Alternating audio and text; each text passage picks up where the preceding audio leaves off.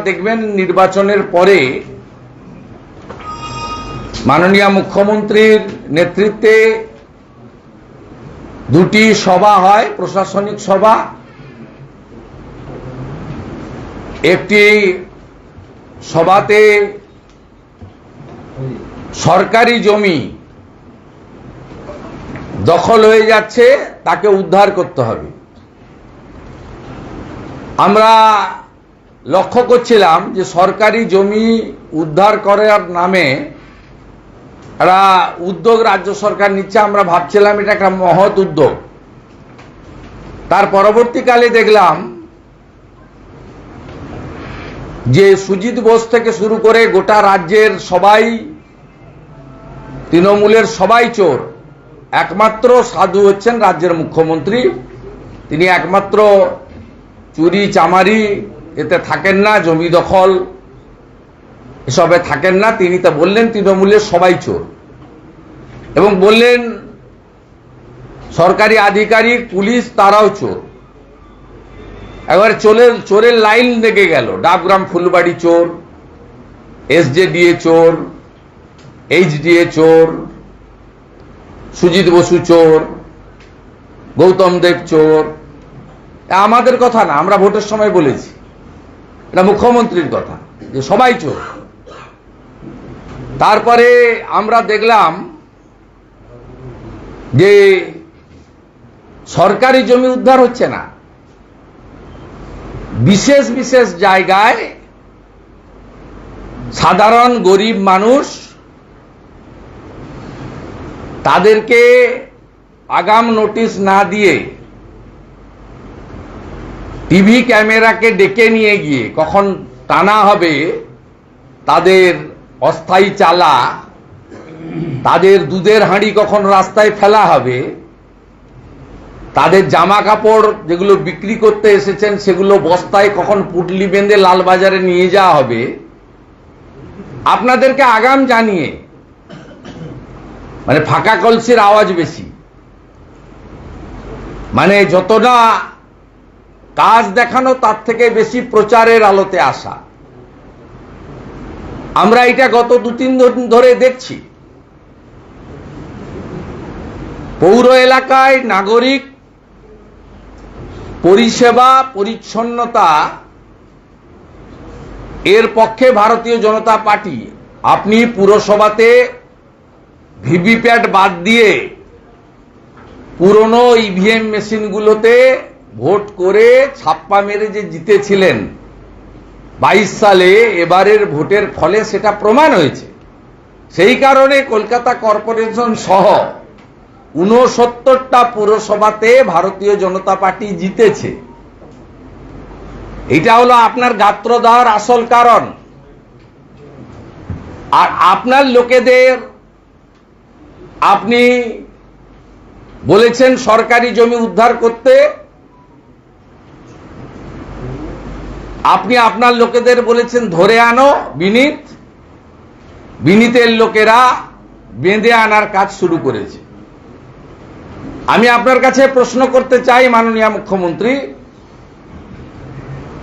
যে এই যে সরকারি জমি উদ্ধার, এটা দার্জিলিং থেকে দীঘা, কোচবিহার থেকে কাকদ্বীপ, না কেবলমাত্র বিধাননগর, হাতিবাগান, গড়িয়াহাট, মূলত উত্তর দক্ষিণ 24 পরগনা থেকে আপনার শকত মোল্লা শাহজাহান বাহিনীর অত্যাচারে যে বাসন্তী, গোসাবা, সন্দেশখালী, হিঙ্গলগঞ্জ, বসিরহাটের গরিব লোকগুলো কলকাতায় এসে সামান্য হকারি করে খায়, তাদের জন্য, না এটা গোটা রাজ্যে আপনার কোনো নীতি নিয়ম এবং এসওপি তৈরি হয়েছে?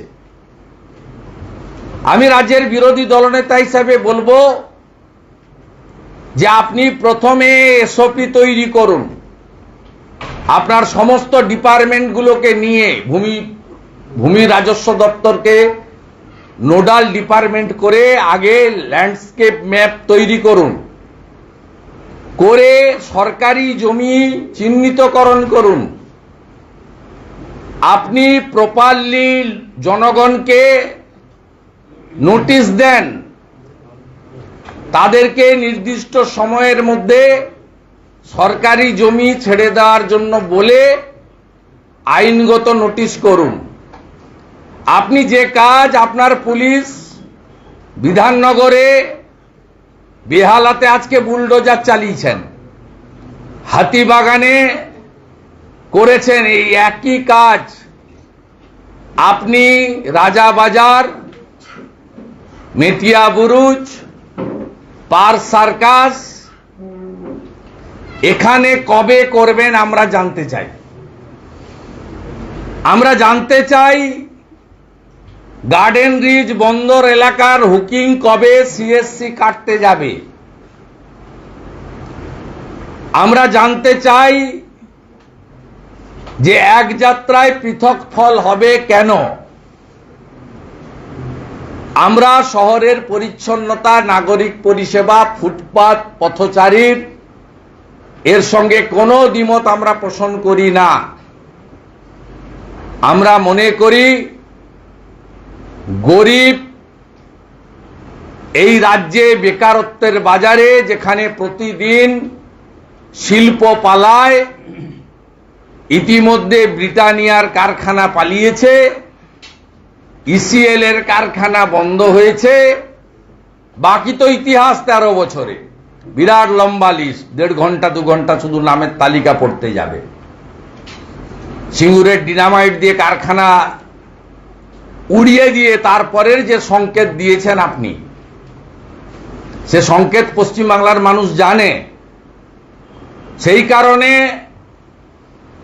সংবেদনশীল, সচেতন এবং কনসাস ভোটার যারা থাকেন শহর এলাকায়, তারা এবারে অনেকাংশে এত জোর জুলুম, হুমকি, সন্ত্রাস, আইপ্যাক, পুলিশ থাকার পরেও অনেকেই মুখ ঘুরিয়ে নিয়েছেন। সেই কারণেই বিজেপি 2,33,27,000 ভোট, প্রায় 39% ভোট পেয়েছে।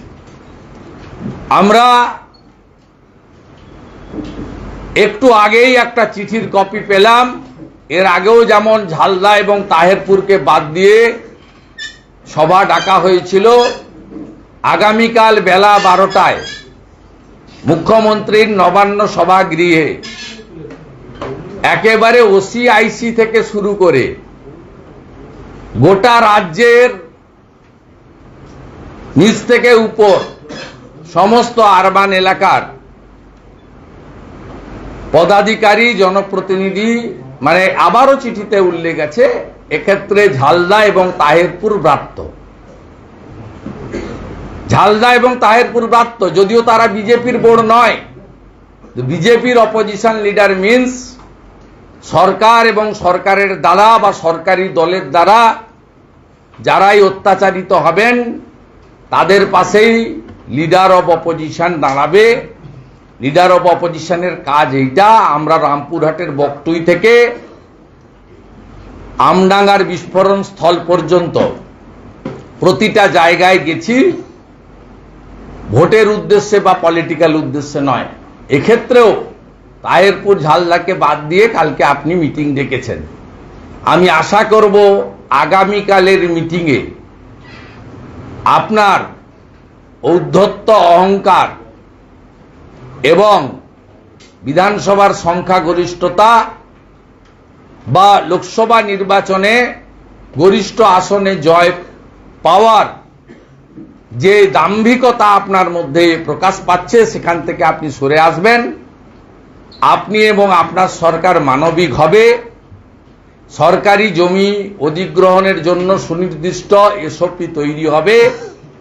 সরকারি জমি যারা বেআইনিভাবে দখল করেছেন তাদেরকে আপনার আধিকারিকরা চিহ্নিত করবে, প্রপারলি নোটিশ দেবে, এবং এতে যদি কোনো প্রান্তিক গরিব মানুষ, নন আর্নিং মেম্বার, তার ফ্যামিলিতে শুধু এইটার উপরে সংসার চলে, তাদেরকে আপনি বিকল্প কর্মসংস্থানের সুযোগ দেবেন।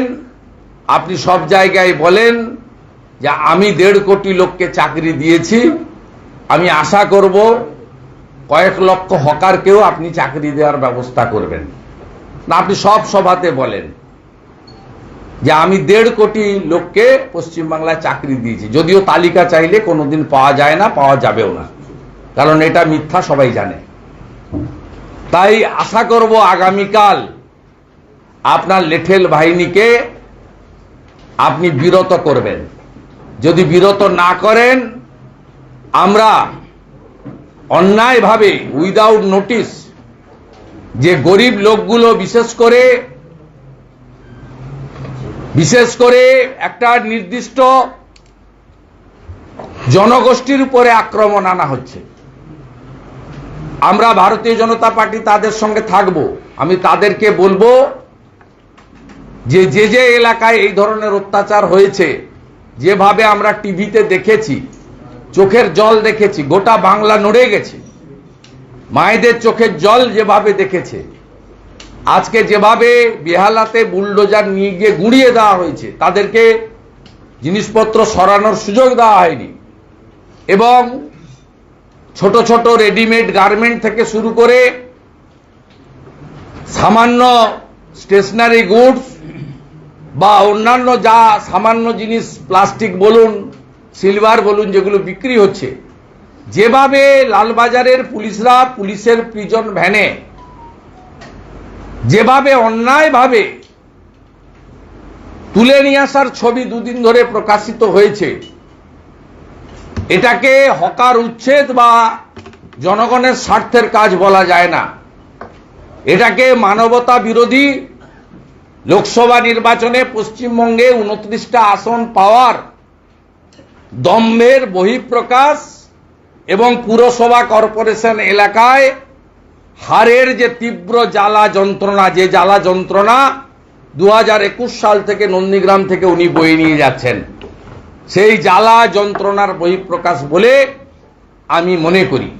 কলকাতাতে বিদ্যুতের ট্যারিফ এই নির্বাচন চলাকালীন খুব সাইলেন্টলি বাড়িয়ে দেওয়া হয়েছে,